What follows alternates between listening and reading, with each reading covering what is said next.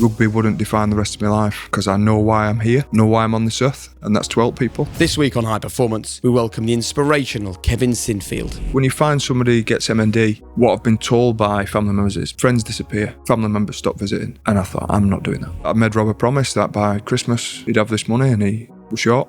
So I'm right, I'm going to have to do something.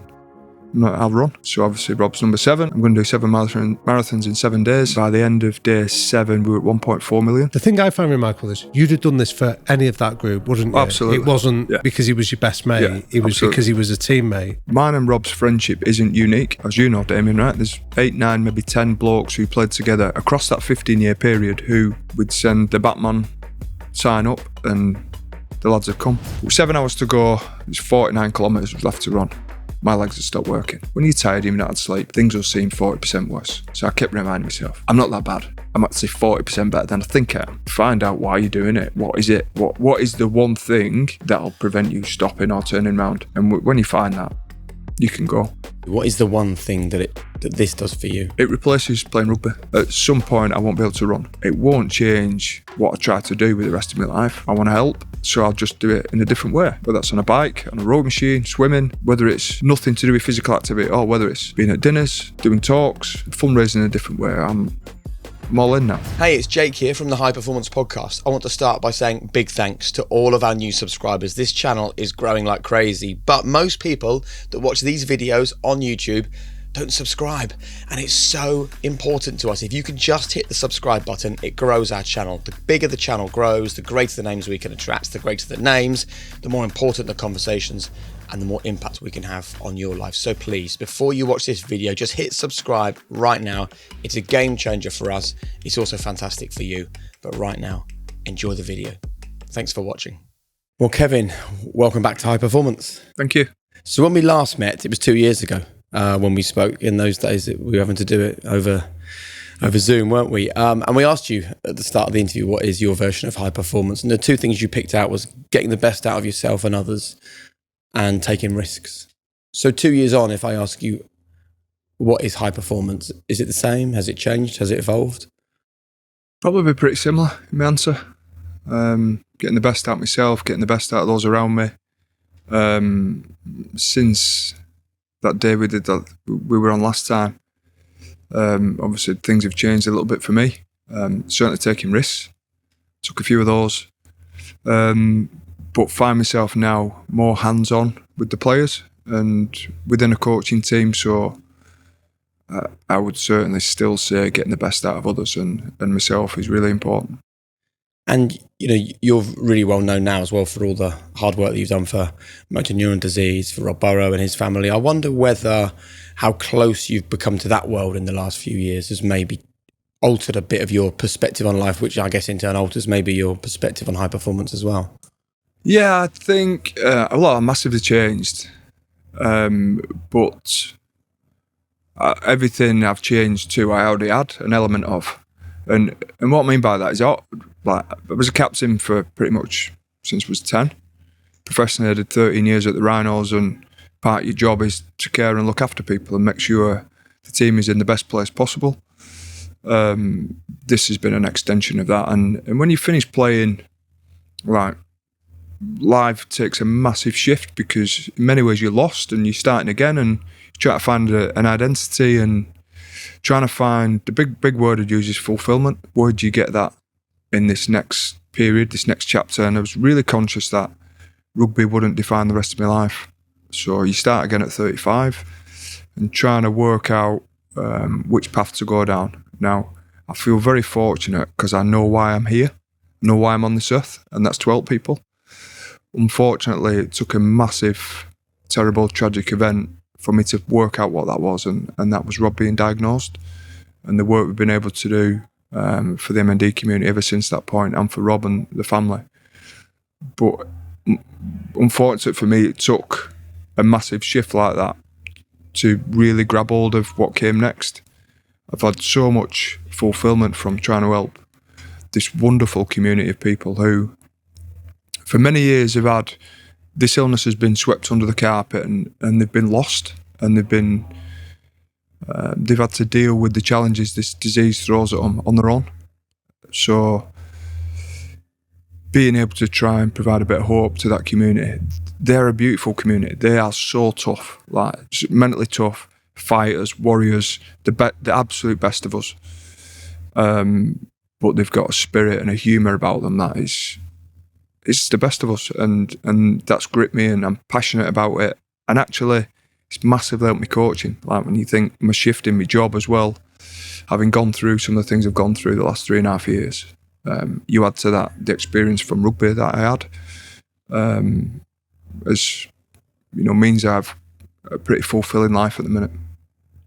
So maybe we should talk about that then. How what you've done and seen has impacted the work you do elsewhere, your rugby coaching, because that's very interesting. Yeah, so I mentioned this in the book, and I've shared this with lots of people since Rob's diagnosis. But Rob got diagnosed, and a couple of days after his diagnosis, and he went public, we went to see Doddy up in Carlisle, and he was brilliant. Like, it was one of the best meetings I've been at. A sad meeting, but a really uplifting meeting. I had 6'10" Doddy Weir stood next to 5'4.25" Rob Burrow, right? And it was comical, the picture we've got, and it still makes me laugh today. We got these two absolute warriors and champions in different sports who come together in horrific circumstances, but actually Doddy's impact on me and Rob in particular that day, but a friendship was born for Doddy and I too. And then a car journey home, which you do what any mate would do, which is, how much do you need? Like, we've been rugby league players, so that means you have a brilliant lifestyle, but you don't have enough money to carry you through the rest of your life. You're going to have to work again, and there's something special about that, by the way. I really do. I think there's something really important for us as sports people to know that you have to go again, and you can't just rest on your laurels. There's a challenge set down for you. Part of that journey home, it was a bit teary between the two of us, and we agreed on an amount of money, and I promised him by Christmas 2020 he'd wake up Christmas morning with that amount of money, so that he didn't have to worry himself or concern himself with financial aspects of being a family man. All he had to concern himself with was living his life to the full. And at that stage, we didn't know how long Rob would be here. The stats are 50% die within the first 2 years, a third die in the first 12 months. So, like, he's staring down the barrel, but not quite sure when someone's going to pull the trigger on him. So brilliantly, the club, the Rhinos, and our former team start to set some fundraising activity up for him, and loads of the players did different things, but there was two big things in particular. Jamie Jones shared his testimonial game. We played Bradford, 20,000 people, live on Sky Sports, and some of the old boys put the boots on for a couple of minutes. Rob played for about 5 minutes at the end. It was a really touching, emotional moment. And they also ran a big gala dinner, probably the biggest dinner the club had ever done. Sports stars from all over the UK supported. There was jerseys coming in from all different football, rugby, netball, like the jerseys coming, and it were a fantastic do. And then, as we know, COVID hit. So we then found ourselves in lockdown and watched COVID destroy families and businesses across the UK. But we get to September, and I'm scratching my head a little bit. So I'm run fit at this stage, because in our hour a day that we all got where we could go outside, I've been running, and I'm conscious that I made Rob a promise that by Christmas he'd have this money, and he was short. So I'm right, I'm gonna have to do something. I'll run. And you start to go, well, what can it be?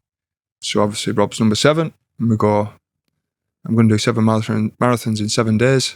They're all under 4 hours, because we could do 6 or 7 or 8 hours, but actually for people to get behind us and support, they need to understand that most people don't run a marathon under 4 hours, so we'll do all 7 under 4. Try and raise 77,777. And that was the start. That was the start of then we get the challenge done. And I felt like the Ready Brett man, the team were fantastic. There were 6 of us. We couldn't have more than 6 because of the COVID protocol. Now I was working as director of rugby at Leeds, so I knew the professional protocol for a COVID team. We got tested 2 days before, set out and put these runs together out the back of my car. Very raw and real. No real science behind it, but we give it a crack. We got it done. And I think by the end of day 7, we were at 1.4 million. Currently sit now for that first one just over 2.7 million. So like the response was incredible. BBC Breakfast did a great job with Sally, Claire and Freddie, and like sport got behind us, the M&D community got behind us, and we probably got a sweet spot in the run up to Christmas. Everyone had a few extra quid in the pocket because they'd been on furlough and not been able to spend the money, so supported it. And it were at that moment I knew I had to do something different with my life. And see, but what I find remarkable about this, Kev, is that there's a narrative taken hold now that you're doing it for your best mate, Rob. And I know that, like, Jamie Jones Buchanan is your best mate. I know how close that bond is between you and him. So Rob was always a bit of a home bird in that group, that he was very close with Lindsay and his own family. So the thing I find remarkable is you'd have done this for any of that group, wouldn't you? Absolutely. It wasn't because he was your best mate. It was absolutely. because he was a teammate. Yeah.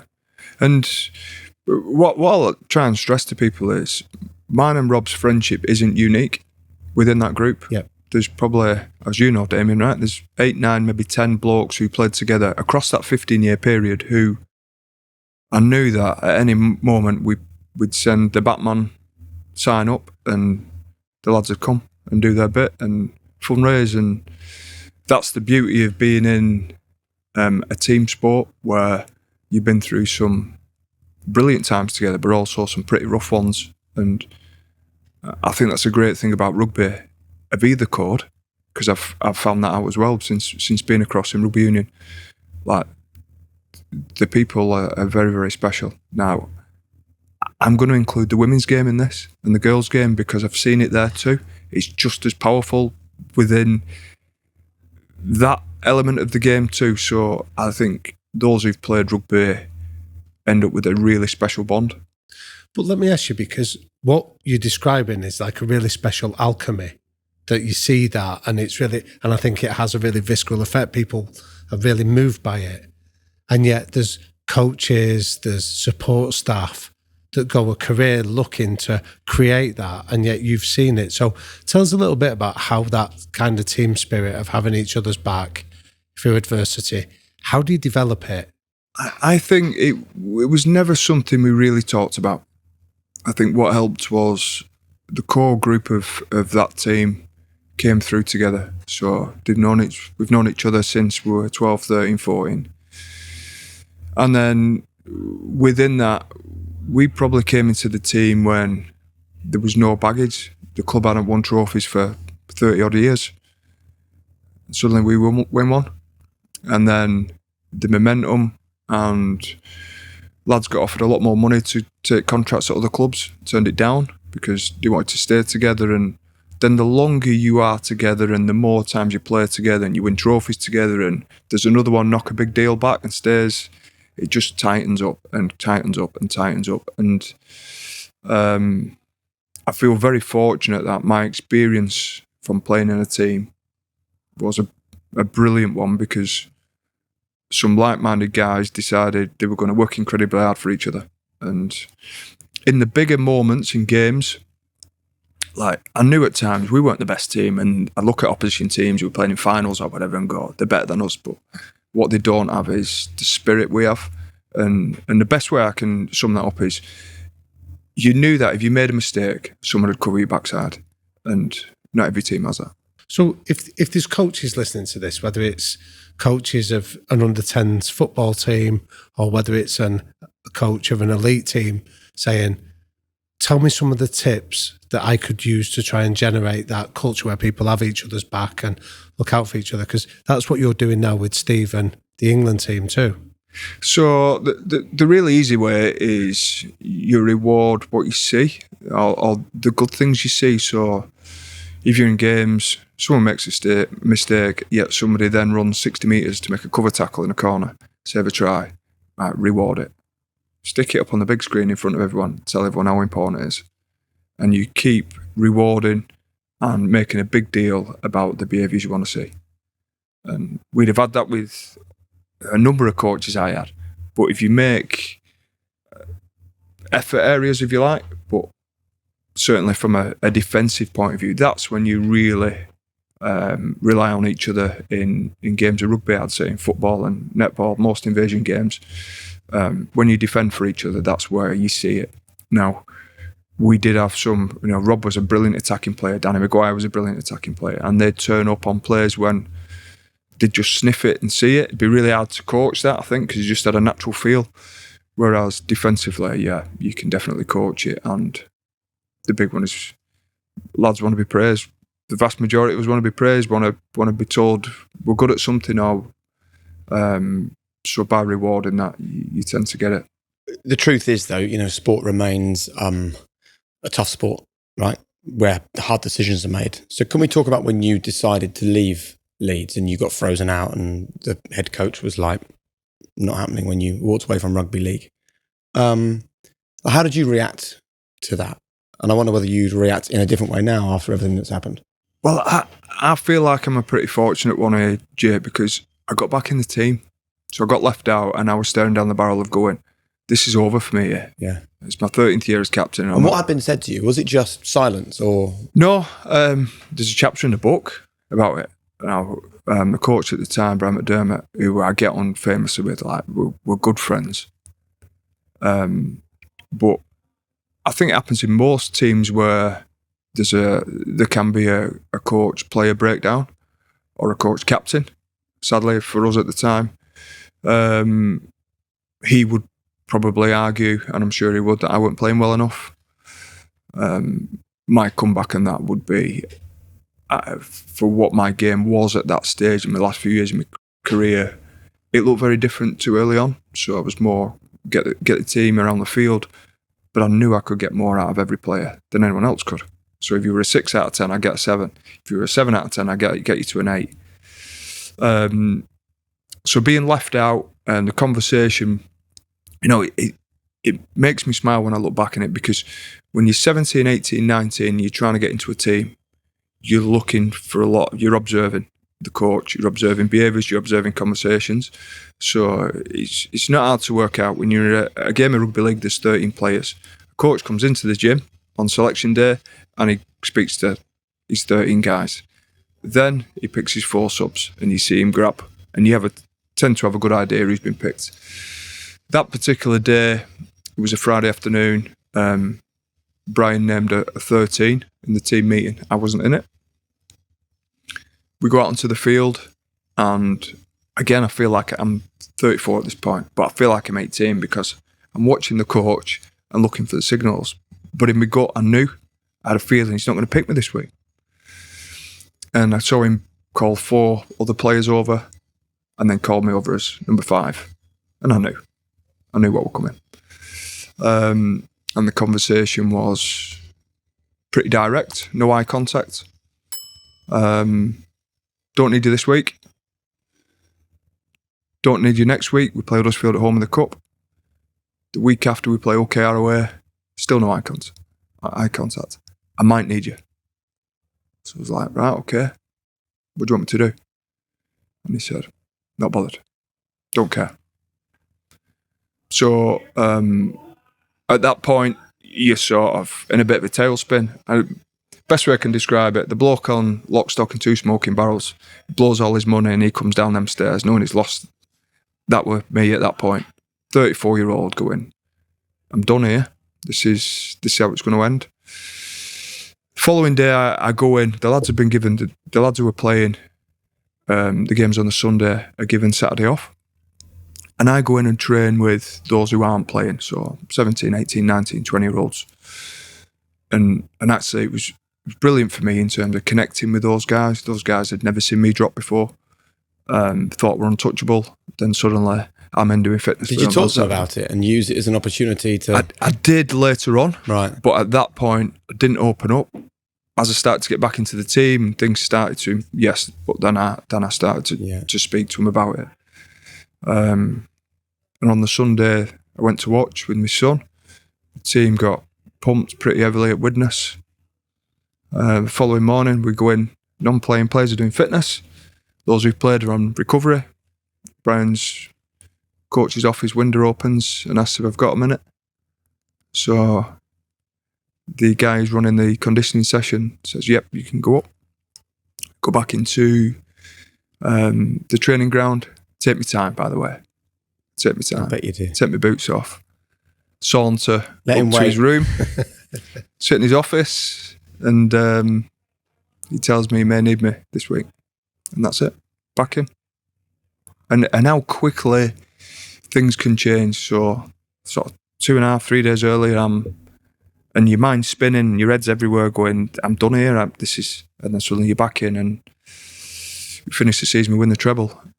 See, famously, you did go on that game, that final game to win the league leaders trophy was special in its own right, but you'd already done the Challenge Cup and then the grand final. How much of what had happened with Brian was a fuel for you in those last few games to go on and do the treble? From the minute I got back in the team, which was the cup game, I was like, you will never leave me out again. I'll show you. And what I did, I knew every single minute I had left to play. I knew how many training sessions I had. And it's quite sad when I think of it like this now, because I always loved training, I loved playing, but I was counting down so that I was going to finish the grand final win. And that was my target, but I was absolutely adamant I would never lose my spot. And now that you are a coach and you're working with England, how do you reflect on the no eye contact thing? Because that clearly still sits with you. I understand it was difficult for him. I do understand. He's dropping his captain. There was a fair amount of pressure on him. There had been a fair amount of flack, I suspect, as well, from those who were really loyal to you because he'd been there so long. The fact it ended the way it did makes it really easy to be, good friends and to be able to chat things through and try and understand. So as a coach, there's a couple of things. Treat people as you want to be treated. And my big strength, I think, is never forget what it's like to put your boots on. And I remember that. So every conversation I have with a player, treat them as I want to be treated, and then also try and put myself in their shoes and understand exactly where it sits from, what their viewpoint is, and so that I can try and communicate in a certain way that lands and we still get an improvement that day. Yeah. I love the phrase that what is hard for you isn't necessarily bad for you. And there is an argument that this was obviously hard for you, but all these years later, it probably makes you a better coach for the fact you went through this. If you just sailed through a playing career and never experienced what it's like to be a player being dropped or removed from the group or probably made to feel embarrassed, I guess, going and playing with those young guys when you're the captain and you're like the main leader in the team, that's given you a real power now to understand, players going through that. They were the most formative experiences that I got, the tough ones. They're the bits that let you know what you're made of, let you find out what character you've got. Not the trophy lifts, not the ones in when you're winning by 50 and you just got to do your bit. Actually, when you're backed into a corner, when you got to come out and fight and show what you're about, they were the moments that, and I had a number of them, I had a lot of them. Like everyone thinks, you've won all these trophies, you did this, you did that. Yeah. My career, there's a lot of fight and adversity and tough moments where you go, people probably think, you just brushed that off, but could drop for a cup final when I was 19. Lost 5 Challenge Cup finals. The only captain in history to have done it. There's only one other player, by the way, who sits alongside me as losing all 5, and it's Rob Burrow. So getting dropped at, in 2015, when actually everybody looks at 2015 and says, this should be the best year of your career. You win the treble. The club had never done it in 125 years. I'd say I don't look at it like that at all. It's just like, job done, close a chapter, I'm moving on. This won't define me and I'll use it. But what's really interesting on this is, when we move on in your career arc, that you persevered, you stuck at it when you were a player there. So let's fast forward when you decide to leave Rhinos as director of rugby and take up a position working with Steve Borthwick at Leicester Tigers. Now, you write about this really powerfully in the book. You do 3 days and then decide to resign to go back onto Oldham and decide that your venture into rugby union is not for you. How did people react to that? So they've seen you do resilience, fortitude, stick at it, and then they watch you sort of go back home. What was the reaction? Yeah, well, do you know, it's really important it's in the book because I think there's a message in it that actually at times we all struggle changing jobs and we all have self-doubt and we all have things that we don't want to face up to or front up to. Things seem too hard and actually I want to go away for it. Like, it's not there's some things you want to lean into and there's some things you want to back off from and I wanted to take some risk. I wanted to be uncomfortable, but I didn't want to be that uncomfortable, if I'm being honest. And I was drowning. And I got back. Some of it was I didn't have chance. If I could have done it differently, I would. And what I mean by that is I got up at 4:23 Monday morning, drove to Leicester, coached all day, got back to the hotel 8 o'clock at night, got some sleep, up the following morning. I'd not seen my kids, not seen Jane. Go again the following day, stay over again. Work all day Wednesday and drive home. And I get home about 8 o'clock Wednesday night. So I've gone for the best part of 3 days, not seen my wife, not seen my kids. Started a new job in a different sport with people I don't know. And it was too uncomfortable. So what I really needed was a couple of hours to reset with my family and think about it and process it and sleep on it rather than just go in. And which I did. I walked in and they love me. They know that at times they'll get reactions like that. I'm not perfect. So drop my bag and say, please don't touch my bag. I'm not going back. Then you sleep on it. I call Steve the following day and say, look, there's a problem here. I'm not coming back. And he was like, well, hold on a minute. Can we chat about this? And he was brilliant. Like, he could have really lost it with me and gone, well, whatever. He could have had a real negative reaction and he didn't. He got it. He understood it and he massively helped. So you say that you went away. Steve asked for that time. And in the book, you say you went to Jersey, was it? And you went for a long walk along the beach. Yep. But you don't reveal, what was it he said to you on that walk that changed your mind? So that was about a fortnight after that initial conversation. So I'd obviously gone on Wednesday night. I'd had Thursday at home, went back Friday morning. And we had a face-to-face and he asked if I'd give it a go. And I agreed. What I was conscious of was I didn't want to let the players down or the coaches down. I didn't want to be somewhere for 6 weeks and then say I'm out. I thought I'm either in it or I'm not. And if I'm not, I need to tell them now and get out so that they can get someone else and the pre-season's not ruined with a guy who has been here 6 weeks and then he's gone. But very quickly felt the warmth from the coaching team. Now, they didn't know. They wouldn't have had a clue. And I know Steve wouldn't have brought confidence with that, but very quickly felt a warmth from them. The support from them was incredible. Without that, I'm not sure I'd have stuck it out because actually genuinely felt like they wanted me there and wanted to help and support and didn't take the mickey when I said, what does that mean? But I'd be able to grab them straight after a meeting and say, can you explain that to me? Didn't ridicule, always give me time, always, probably likewise with the players too. The players were great. So when we went for the walk in Jersey, it were heart to heart. He was checking in. He was asking where I sat, whether I changed my mind, whether I was happy.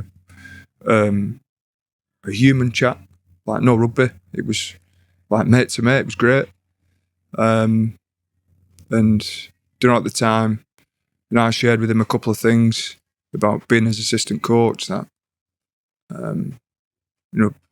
the trust and honesty between us, and the fact that I were able to tell him exactly how I felt was testament to him. I think after 3 days, I don't know whether a lot of people might have sat on that and locked it away, but being able to share that with him I think it really strengthened our friendship, which was probably not the best start you could have with your head coach, but and the guy who's in charge.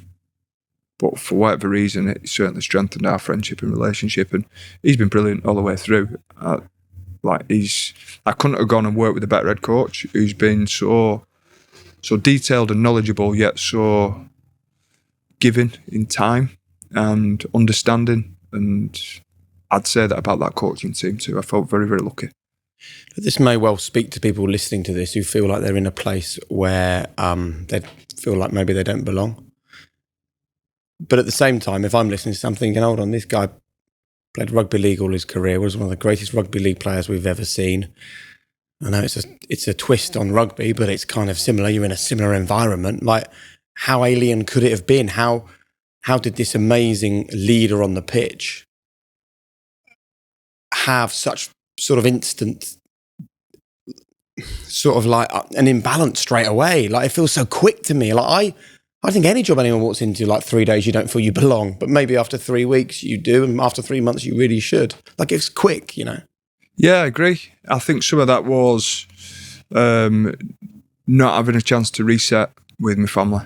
That was a big part in it as well. I thought, I'm staring down the barrel now of being away all this time, when I know how important they are. Even those my boys now are 18 and 15, so the moments I have with them tend to be around mealtime, but they know I'm there. Yeah. And if they need me, I'm there. Suddenly mealtime had gone again, and small interactions. So probably a combination of everything. If Leicester had been 40 minutes away and I'd gone home that night, I'm sure I'd have been fine. I might have vented and had a really deep conversation with Jane and said, look, I'm struggling here, and like, what do you think? I think that certainly, I don't think it'd have ended up me having a conversation with Steve on the Thursday for a start off, but it just seemed like there was a massive problem. But actually, when you break it down and go, right, the job, what are the important elements of the job, right? The travel, the family time, how do I get the best balance? Whereas I just pulled them all together and gone, this is too big. Right. So that's why it's in the book, because I could have missed that out, and I could have said, I've gone to Leicester and this was plain sailing, but it wasn't. And I think, I hope that there'll be some people who listen to this who go, well, actually, I felt some of this when I changed jobs, or I'm about to change job, but I've got an idea of what might come now, especially if it's very different. And when you say rugby and league and union, how similar they seem, yeah, it's hockey and ice hockey. Yeah. They're very different, very different. Can I ask how your wife dealt with this situation? Yeah, she was brilliant. She laughed at first and then she realised it was serious. She thought you were joking. Yeah, realised it was serious. And she's like, don't come back home. Yeah, this was great for me. Yeah, I know. Sleep on it. Yeah, sleep on it. You'll feel better in the morning. Like, we're here. We'll always be here for you. You got to come to the right decision on it, but it's never going to be easy, this. You're going to have to. So she was brilliant. Amazing. See, when I'm reading your book, at the same time as all this is happening, you're then deciding to do round 2 in your fight for Rob and against MND. So then you decide that time's limited here. So whereas most people might go, well, I'll leave it, you decide to run 100 and how many miles? 107 miles in 24 hours. Well, it should have been 101, but we did 104. Right. We got lost twice. In 24 hours, 3 months into deciding that you're going to recommit to this job. Now, we'll talk about the endeavour of like the physical aspects in a bit, but I'm interested in the overwhelm. How do you cope with those times in life when life's coming at you hard and it's coming at you fast? Because I think there's a lot of our listeners will sometimes feel like that, and I think you've gone to the extremes to learn some extreme lessons. Yeah, well, I know how valuable running's been for me. I don't particularly like running. It's funny because 3.5 years ago, if you'd have said to me you'd have wrote a book and you'd run running challenges, I'd have said, "Oh, you crazy!" Like, I'd have run some marathons, but so it does make me smile. But I just felt that the fulfilment I got from the first challenge, being back in a team with some mates who just took some time off work to give me an hand, and I loved it. So I was like, right, let's go again. And actually, I could feel there was an appetite for us to go again, the M&D community, whenever I met somebody from that community. And now we're talking. They're not just meeting people with M&D who could be in a wheelchair, on a breathing apparatus, or just starting out on that journey. There were family members from people who had passed 10, 20, 30, 40, 50 years ago who were now stopping me in the supermarket and going, "Thank you for what you did. Your team are brilliant. Will you go again? Because actually, you've put a spotlight on this and it means a lot to us. We lost such and such a body however many years ago, and like, you've helping us deal with it." So that was a big driver in going again. Plus, I felt like, whilst ever Rob were willing to fight like he was willing to fight, I felt like he needed to see me fight with him, or needed to see members of our team not just disappear. Because I think that's what, when you find somebody who gets MND, what I've been told by family members is friends disappear, family members stop visiting. And I thought, I'm not doing that. I'll be with him every step, and he'll always know that I'm there. And I can't always get there now because I'm in Leicester, but he'll always get a text message from me. Every 2 weeks I'll try and be there for him, and have 40 minutes, an hour with him, because it's important that what has happened to other MND sufferers doesn't happen to me, mate, and hopefully doesn't happen to anybody else who's got MND now or gets it in the future. So the plan behind the second one, you're right, I didn't have time. I felt like I weren't in a position to go to Steve and say, "Can I have a week off? Because I wouldn't mind doing another challenge for my pal." Actually, I think Steve would have supported me. In fact, I'm sure he'd have supported me, but I thought we could try and cram it into one day, which was a bit of a mistake, actually. But yeah, it was a way of, I suppose, celebrating two clubs that I felt Leicester, certainly in those first 4 to 6 weeks, really made a huge effort to make me feel welcome and part of it. And it was my way as well of saying thank you, because we started in Leicester and we ran to Leeds, so it was my way of thanking the Rhinos as well. What did they do to make you feel welcome? Treated me fairly, treated me with respect, spoke to me properly. I could tell straight away they cared about me. We had a team manager called TC who just couldn't do enough to help. It was the little bits of detail where she just makes sure we're travelling to an away ground. Car park is sorted. This is done. That's done. That's done. Just the little bits. So instead of you going, "Please can I have a car park pass this week," which most people would. It was just done, and it was looked after and taken care of, and those small bits of detail make a huge difference. I love, Nigel Redman that's here at the RFU. He's got this great line where he talks about lots of teams talk about marginal gains and they don't talk enough about marginal losses.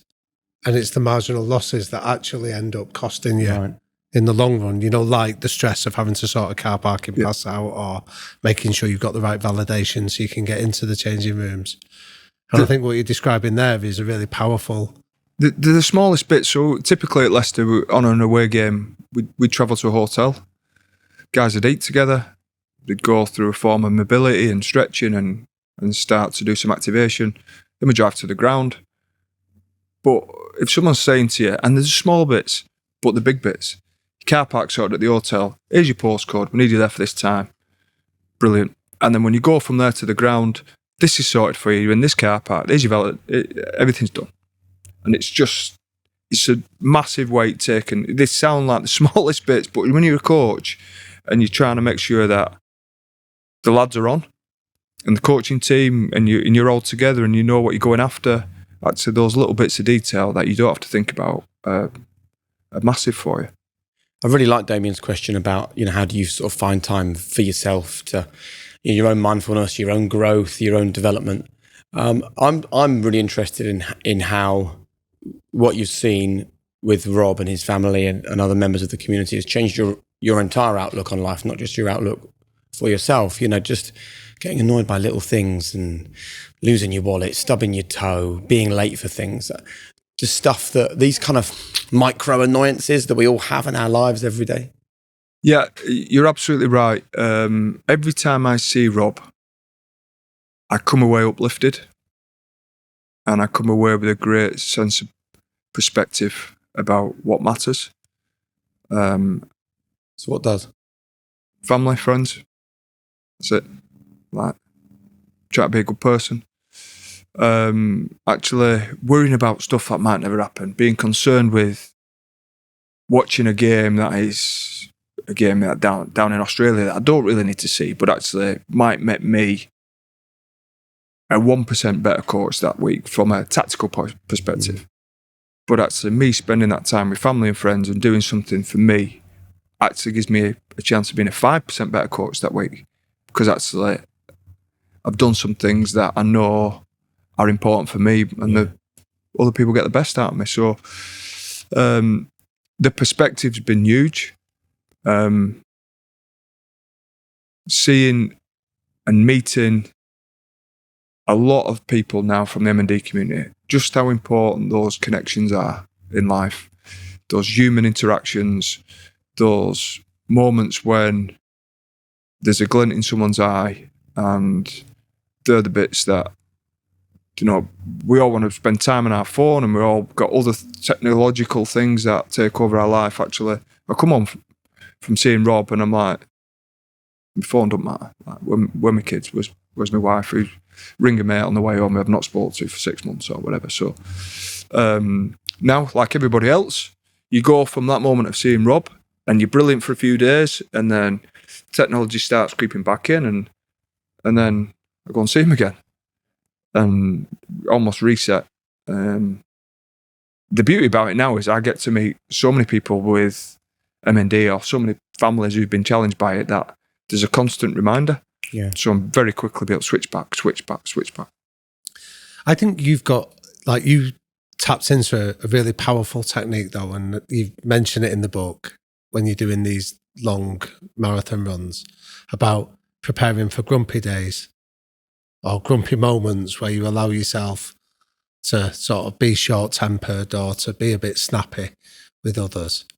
Would you tell us a little bit about that? Do you know what, Damien, right? The funny thing is, so when I've spoke to the 7 in 17 before we've done any challenge, I typically normally say, someone's going to get grumpy, someone's going to lose it. And what I'm saying is, at some point I will, right?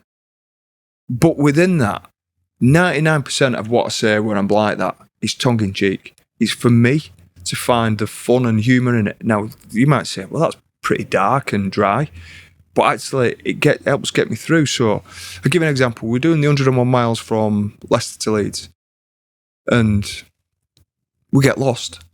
So the guy who's navigating cops a mouthful, right? But by this stage, everybody's into him, right? Because we've How many miles in were you by this stage? By this stage, we're probably about 65 mile in. That's an awful distance, because you're only just over halfway. So you're thinking, we've got another 40 miles to go. Running through a graveyard at 20 to 1 in the morning, just not what you want to be doing, is it? It's pitch black, there's gravestones everywhere. It's like being on Scooby-Doo. And you just want to be on a well-lit road, because at any minute you trip up, all over. It's done. Yeah. So give him a gobful, and then suddenly he goes from being at the front on his bike, bouncing out of his seat, to disappeared. So I'm then going, where is he? Oh, he's back there. He's upset. Right. Send him back up. He comes back up. I'm sorry. I told you we're going to be grumpy. Come on, we need you.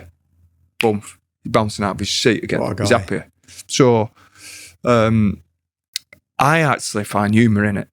Now, they don't at the time, because Tom in particular, the guy who got us lost, he didn't know my humour, and he was new to the You're not group. calling the guy that got us lost, the navigator. The navigator. Yeah. So Tom was a made up name. All right. Yeah, quite right. Yeah. But those in the group who I've got one guy in particular who's known me, I don't know, 20 odd years. He's always with me on his bike. He knows exactly when to push, when to pull back.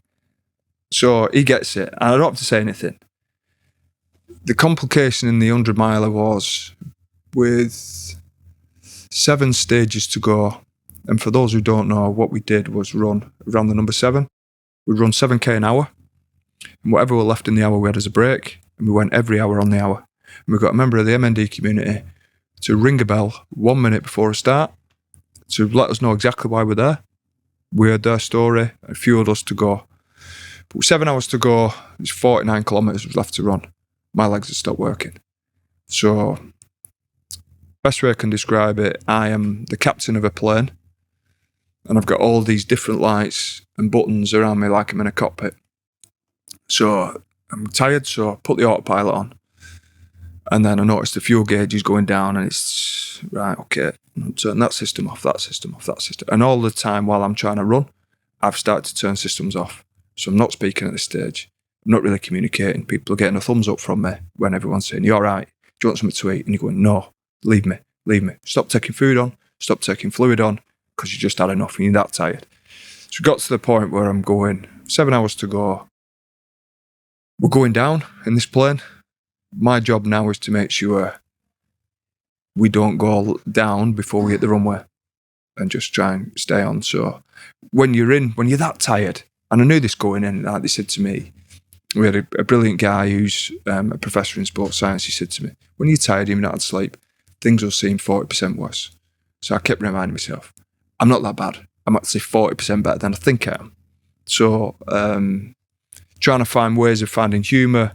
I love people making me laugh when they're in that dark zone. Like, make me laugh, do something daft or funny, or tell a joke or whatever it is, or start singing a crazy song. And the challenges have been really special because they've been horrific and tough and took me to some serious places. But actually, there's some really, really funny moments in there. And I think that's the great thing about being in a team. You're sharing those funny moments, and then afterwards, when you've got it done, you're able to look each other in the eye and go, how good was that? So we often talk about the messy middle of change, where people are stuck in that dark place and they're too far in to go back. They're not far enough to see the light at the end of it. And that's where morale declines. Things seem 40% harder. There's lots of our listeners that going through that in whatever form, shape or form in their lives. Tell us some of the tips and techniques that you've learned that help us all keep putting one foot in front of the other. Well, this is where my experience in rugby probably helped in 2015, losing 5 Challenge Cup finals, getting dropped for one. Like, the obvious thing and the thing we all want to do is hide away, pull the covers over our head and get in the fetal position. But that doesn't help you. It makes it worse. So I always ask myself, what's the alternative? And even when it got tough during those running moments, what is the alternative? Well, the alternative is I could be at home in bed. But where would I rather be? I'd rather be out here running, trying to make a difference, trying to help my mate. And actually, the reason I'm running is so that he believes that there's people who are willing to be with him shoulder to shoulder. So now, having a why is obviously really powerful. When it's one of your mates who's going through what he's going through, it becomes even more powerful. And I realised pretty early on that you probably got the best out of me when I was backed into a corner. I hate the fact that it's like that, but it's probably true. When you really stick me somewhere I don't want to be, then I'll fight and I'll come out and you'll get the best of me. And so for people out there who are going through some things that they don't want to face, who are finding it particularly difficult, like, life's tough, and nobody has it plain sailing. I would say this as well, because I remind myself of it all the time. There's always someone worse off than you. No matter how bad it gets, there's someone worse than you. So Rob helps with that, with the perspective. I actually enjoy being in those tough, difficult, dark moments. You don't have to be in there long. But as shown in the 101 mile, I were in there for 7 hours. And it's a long time to be in there. But again, there's people doing a lot worse than I am. And my job is to try and get from A to B in one piece, to try and raise a load of money so that the specialists and surgeons and the best M&D people across the UK can get their heads together and try and find a cure. And I think when you've got something like that is really powerful, then it's really easy to do it. But I'd say to people out there, find out why you're doing it. What is it? What is the one thing that'll prevent you stopping or turning around? And when you find that, you can go. And what is it that it does for you? What is the one thing that this does for you? It replaces playing rugby. So the fulfilment I got, the satisfaction. Look, you play a game of rugby, whether you win or lose, whether you perform well or you don't. I always got up the following morning and felt like that was the reason I were here and I was doing my bit. You suddenly stop playing, that's gone. And this has absolutely helped me to fill that void. Now I'm really passionate, it comes across, about Rob and the M&D community. So I know what my next however many years I'm on this planet for, what I'll be doing and where I can help. I know this won't stop like my playing career, because I know... Because Jeff, his dad, has said, you've done enough, you can stop now. How do you feel when you hear him say that? Yeah, well, I think he knows that won't. I think he knows. What might happen is, and I'm fully aware, I'm going to get old like everyone else and things don't work as well as they should, and I mean, these aren't in great shape anyway, but at some point I won't be able to run, at which point it won't change what I try to do with the rest of my life. I want to help, so I'll just do it in a different way now, whether that's on a bike, on a row machine, swimming, whether it's nothing to do with physical activity or whether it's being at dinners, doing talks, fundraising in a different way. I'm all in now. I love it. And I love that we talk often about reframing. I love the fact you've reframed this so that, of course, it's brilliant for Rob. Of course, it's brilliant for the M&D community. It's helping so many people. But the truth is, this is brilliant for you as well. Yeah, absolutely. And at times, that's fine. I feel selfish at times. And it was important. I wanted people to understand. That's why it's in the book. Like, the great thing about doing the book for me, I didn't want to do one. Never wanted to do one. Like, I didn't want another sporting autobiography out there that was telling stories about a dressing room, and I wanted something that were more than that. And until I found that, I was never going to do one. And I probably wouldn't have done one even now if it hadn't been for Rob saying 18 months ago, Kev, you got to do a book. And as you can probably see, this guy has had a huge influence on the last 3.5 years for me, but he's had a massive influence across the UK. And I'll give you another example.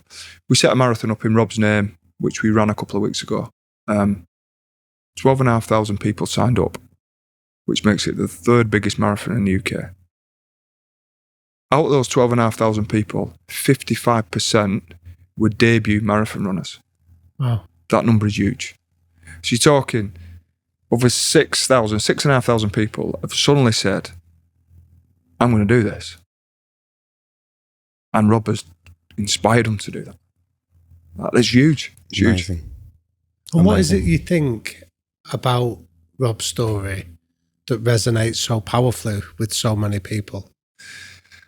The fact that first of all, he's 5'4.25" and he's everyone's little brother.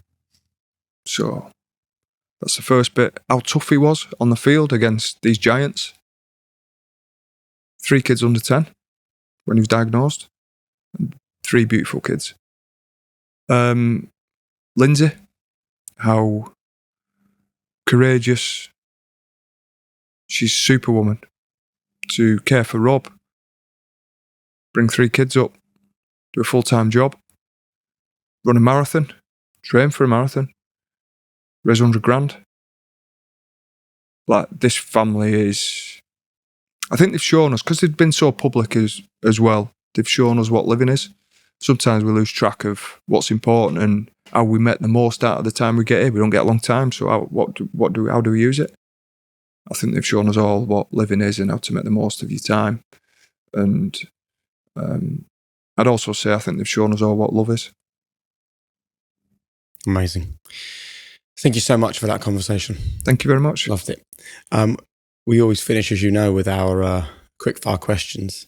And people at home can listen to the previous time we chatted and, again, see whether things have changed for you. So with everything you've been through, done, seen, experienced, what are your, apart from getting a new navigator, what are your 3 joke. What are your 3 non-negotiables? Always try and do the right thing. So always have the intent to. We all get stuff wrong. But always try and have the intent. Be honest. And treat people how you like to be treated. So for me, that'd be with kindness, with respect, with some love as well. What's your biggest strength and your greatest weakness? Biggest strength's probably my honesty. Biggest weakness is probably my honesty. I'm not brutally honest, but perhaps wear my heart on my sleeve. Yep. And that means at times, especially when I talk about Rob, like I can get emotional because if we ask me to talk about some other moments, his diagnosis, getting a text message, those other bits, there's some moments that I know are going to set me off. So, but why is it a weakness as well? Because in many ways, that's what society is. Blokes aren't allowed to get upset, are they? Rugby players or guys who used to play this macho sport aren't supposed to get upset and show emotion. And I don't. In many ways, that I don't have a problem with that, but I just don't want to look like I'm a guy who's got tears in his eyes all the time when he's talking about something he's passionate about. And actually, there's so much good come out of this too. So how do some of those old rugby teammates deal with it? Like, when they see you choked up, when they see you being at the forefront, at the marathon, the footage of you carrying Rob over, what's their reaction to it? Well, I think as you get older anyway, you tend to become a bit more emotional. So they fully understand it. Like, we did, when Rob got the Helen Rollison Award at Spotty at Christmas. Brilliant night. And I knew I'd have to speak. I was so nervous because I wanted people to be proud of Rob and be really respectful toward Rob. And they always have been, by the way. But I wanted to do him justice and all. And I choked up a couple of times while I was trying to speak that night. And a couple of the older guys, Keith Senior and Barry Mack, were there in the audience and had been on stage.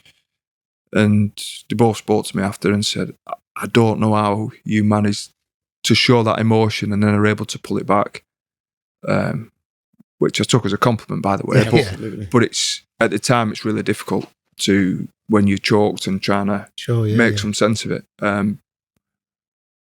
They could have quite easily took the mickey out of me and said, what are you doing? Crying on TV again? Like, that's in my experience of those two lads, that'd be their default reaction to laugh and take the mickey out. You're doing it. So it's an interesting response. Yeah, I think with age and experience, they feel the same about Rob as I do. Yeah. And I know that, again, those two guys and a number of others, you throw that Batman sign up and we'd do it for each other. So, what advice would you give a teenage Kevin just starting out? This would be very similar to what I said last time, I'm pretty sure, because I still try and tell myself to do this, but enjoy the successes more. Enjoy the good times for a little bit longer. Not much longer, but just a little bit. Yeah. But make sure you do now as well, though. Yeah. Still not great at it, Jake. Yeah. I'd love to be better at enjoying the moment, and for whatever reason, I'm very quickly move on to what's next, very quickly shift on, struggle with people being really kind towards me and praising me. I really struggle with it. I just just a bit like, look, this is who I am, just let me get on. So, but certainly celebrating success would what I tell myself. If you could go back to one moment of your life, what would it be and why? Probably one of the big Euro Millions wins, right? And knowing the numbers, go back and put that ticket on. How's that? That's a rubbish answer. Go on, give us a better one than that. It would save you a lot of running. Yeah, it would, yeah. It would, yeah. Probably. Now, this is where I'm too honest. Probably World Cup semi-final 2013. Wembley. Yeah, Wembley. And I would... the decision to come out the line at the end, I would probably adjust that. But it is what it is. We talked about tough moments before. Like, that hurt so it still hurts now. But we were so close to making that World Cup final. Yeah, it's a moment that sits with me, and I actually think I probably played my best game for England that day. However, because you get beat, because you concede a try with 20 seconds to go, it doesn't matter. Final question. Your last message really to people listening to this podcast for living their own high-performance life. Yeah, I think I'd try and say that life's tough. Like, it can be a struggle, and there's some really tough moments. But it can be made far easier and better and more fulfilling if you really cherish your friends and look after them. We're not here for a long time, but I do know that through those connections and interactions, life's so much better. Love that. Thank you so much for your time. Thank you very much. Brilliant. Hey guys, it's Jake here. Listen, before you go, please do me just one favour. Hit subscribe. It makes such a difference to us. The more subscribers we get, then the bigger the channel becomes. The bigger the channel becomes, the bigger the names we can attract and the more impact we can have for you. So thanks for watching, and please subscribe right now.